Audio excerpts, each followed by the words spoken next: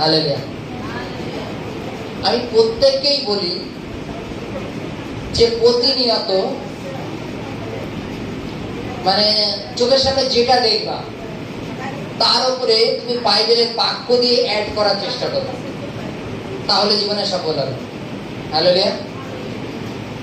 যে কোনো জিনিস দেখো না কেন, প্রতিনিয়ত বাইবেলের বাক্য দিয়ে ওটাকে অ্যাড করা চালু করে দেওয়া, যেটা বাইবেলের কোন বাক্যের সাথে মেলে, তাহলে দেখবা জীবনে সফল হবে। জানো, যদি আমরা প্রতিনিয়ত মনে করো, উদাহরণ সকালবেলা উঠে মনে করো অনেকে দেখবা কি দুটো শালিক দেখে নমস্কার দেয় না? জোড়া শালিক দেখতে দিন ভালো যায়, যায় না তো নাকি? আগে জানতাম, এখন জানো না। যখন কোন সামনের ব্যক্তিটাকে নমস্কার দিচ্ছে, তুমি সেখানে থয়ে দাঁড়িয়ে করো, কারণ বাইবেলের কাছে ঈশ্বর সপ্তাহে 7টা দিন যে নির্মাণ করেছেন, প্রত্যেকটা দিনে উত্তম নির্মাণ করেছেন, তাই তো? আর যে দিনটা যায়, দিনটা ভালোই যায়, জানো তো? ফলে আমার দিনটাকে চালানোর মালিক ঈশ্বর, ওই পাখি না। পাখিকে নমস্কার দিয়ে কিছু হবে না, জানো? ওটা নিয়ে সারাদিন ধরে চর্চা করতে থাকবা, তাহলে জাগতিক ভাবনার ভেতরে ঢুকবে না। আর যদি ওইসব বিষয় নিয়ে চর্চা না করো না, ও আমাকে এটা বলেছিল, আজকে যে কোনো বিকেলবেলার মধ্যে ব্যবস্থা করতেই হবে, এই ভাবনাটা তোমার মধ্যে চলতে থাকবে। যদি তদানুসারে কিছু না কিছু যদি দেখো, সেটাকে নিয়েই বাক্য করতে থাকো, সেটাকে নিয়েই বাইবেলের বাক্যের সাথে মেলাতে থাকো, দেখবা তোমার মানে জীবনটা পাল্টে যাবে। কিছু কিছু জিনিস আমাদের আগে বাড়তে সাহায্য করে, আর কিছু কিছু জিনিস আমাদের আবার পেছনে নিয়ে চলে যায়, জানো তো নাকি? আচ্ছা, আমি চলো বাইবেলে পড়ছি, মার্ক লিখিত সুসমাচার 8:22। এখানে একজন অন্ধকে যীশু খ্রিস্ট চক্ষু সুস্থ করেন। একজন অন্ধ, মানে চক্ষু অন্ধ আর কি, তাকে যীশু খ্রিস্ট সুস্থ করেন। আমরা জানি যে কোনো এক সময় যখন আমরা প্রভুকে জানিনি, হঠাৎ হয়তো আমরা ভয় পেলাম বা কোনো কিছু হলো, আমাদের পরিবারের থেকে মানে ছাড়ানোর জন্য নিয়ে যেত, সেই ব্যক্তিকে একটু মন্ত্রপত্র করে মাথা থেকে পা পর্যন্ত দিয়ে দিত, ছাড়ানো। আর সেই ব্যক্তি যদি কোনো পান, তিরঙ্গা, বিমল ডিমান হতো, তার গন্ধটা আমার সামনে আসে, গন্ধটা বেশ ভালোই লাগে। পান খাওয়া বন্ধ তো, জর্দা খাওয়া বন্ধ, ওই গন্ধটাই চলে আসে। বাইবেলে কি বলছে যে এক একজন আর ওই ছাড়ানোর সিস্টেম আছে এক এক রকম।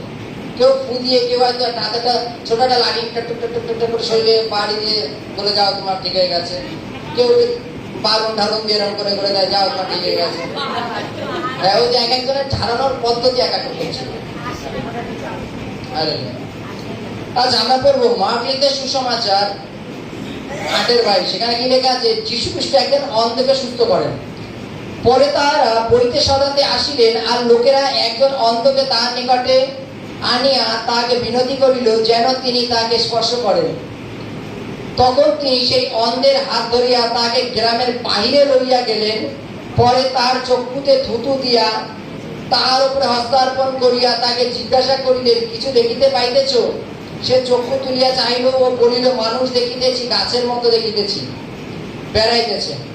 তখন তিনি তাহার চক্ষুর উপরে আবার হস্তার্পণ করিলেন, তাহাতে সে স্থির দৃষ্টি করিল এবং সুস্থ হইল, স্পষ্ট রূপে সকলে দেখিতে পাইল। পরে তিনি তাহাকে তাহার বাড়িতে পাঠাইয়া দিলেন, বলিলেন, এই গ্রামে আর প্রবেশ করিও না। Hallelujah, hallelujah. এক অন্ধ, মনে করো উদাহরণস্বরূপ, মনে করো এটা একটা তেমাথা মোড়। এই গ্রামের একজন অন্ধ ব্যক্তি ওই গ্রামে আছেন। একজন অন্ধ ব্যক্তি এক গ্রাম থেকে আরেক গ্রাম কখন যায়? ভিক্ষার উদ্দেশ্যে, তাই তো নাকি? বাইবেলে লেখা আছে যীশু খ্রিস্ট যখন ওই গ্রামে আসলেন, কয়েকজন লোক একজন অন্ধকে যীশু খ্রিস্টের সামনে নিয়ে আসলো, যে প্রভু একে সুস্থ করেন তো দেখি আপনি। যীশু খ্রিস্ট তাকে হাত ধরে গ্রামের বাইরে নিয়ে চলে আসলো, তেমাথা মোড়ে, ওই গ্রামের থেকে বের করে নিয়ে আসলো, এবং বাইবেলের কাছে তার চোখে থুতু দিয়ে তার চোখে হাত রেখে বললো, চলো দেখো এবার। সে বোঝাই মানুষ দেখছি গাছের মতো হেঁটে বেড়াচ্ছে, যীশু খ্রিস্ট তার উপরে আবার হাত রাখলো, রেখে বলছে এবার দেখতে পাচ্ছ? সে বলছে হ্যাঁ, আমি পুরোপুরি দেখতে পাচ্ছি। যীশু খ্রিস্ট বলছে সোজা বাড়ি চলে যাও, এই গ্রামে আর কোনোদিন আসবা না। হালেলুয়া। সোজা কোথায় যাও? বাড়ি চলে যাও, এই গ্রামে আর আসবা না। Hallelujah, hallelujah. এই লাইনটার মানে কি? আমরা যে লাইনটা বললাম, ঘটনাটা বললাম, ঘটনার মানে কি? বাইবেলে যদি আমরা কোনো এক সময় দেখেছিলাম বিভিন্ন ক্ষেত্রে যে যখন যীশু খ্রিস্ট রাস্তা দিয়ে আছে, চারদিকে হই হুল্লা হচ্ছে, একজন অন্ধ ব্যক্তি বলছে হে প্রভু নাসরাতীয় যীশু দাউদ সন্তান, আমার প্রতি কৃপা করো। যীশু বলছে ঠিক আছে, আমার কাছে নিয়ে আসো। বলছে কি হয়েছে? বলছে প্রভু আমি যেন দেখতে পাই। যীশু খ্রিস্ট তার চোখে হাত দিয়ে বলে যাও, তোমার বিশ্বাস তোমাকে সুস্থ করবে, এবং সে দেখতে পাবে। এবং আমরা জানি আরেকটা ঘটনা লেখা আছে, যীশু খ্রিস্ট তিনি কাঁদা করে তার চোখে লেপে দিয়ে বলছে যাও শিল সরোবরে যাও, ধুয়ে আসো এবং তুমি দেখতে পারবে। এবং সে শিল সরোবরে গিয়ে ধোয়ার পরে সে দেখতে পাচ্ছিল।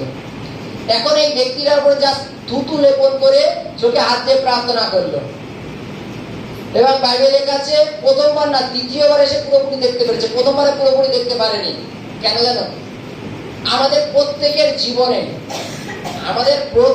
জীবনে বিশ্বাস কম তার জন্য, যখন ওই ব্যক্তিকে 3-4 জন লোক ধরে নিয়ে এসছে, চলো যীশু খ্রিস্টকে সুস্থ করো, তো ওই 3-4 জন লোক যীশু খ্রিস্টকে পরীক্ষার জন্য নিয়ে এসছে, কিন্তু সেই লোকটা, যে লোকটা অন্ধ ছিল, সে কিন্তু বলির পাঠা হয়ে দাঁড়িয়েছিল, জানো? চলো আমার উপরে তো প্রয়োগ করা যাক। কোন বৈজ্ঞানিকরা যখন কোনো দামি দামি ইঞ্জেকশন তৈরি করে, সেটাকে প্রথম কোনো প্রাণীরে পুশ করে, জানো তো?